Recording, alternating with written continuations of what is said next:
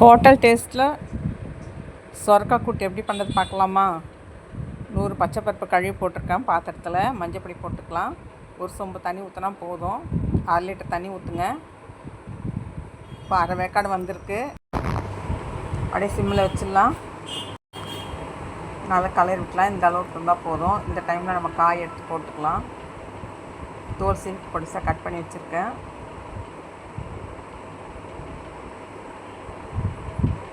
இப்போ காயெல்லாம் போட்டுக்கலாம்.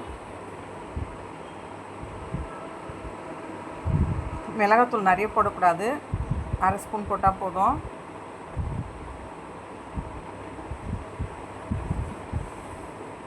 எல்லா காயும் போட்டாச்சு.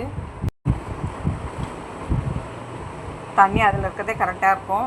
அப்படி பத்தலனா கொஞ்சமாக ஊற்றிக்கோங்க.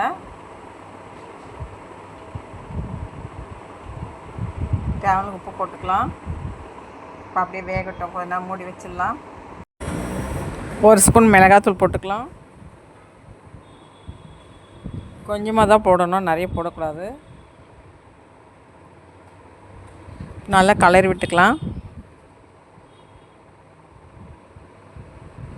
இப்போ நல்லா வெந்து வந்துடுச்சு. இப்போ வந்து நம்ம ஜீரகம் 1 ஸ்பூன் போட்டுக்கலாம்.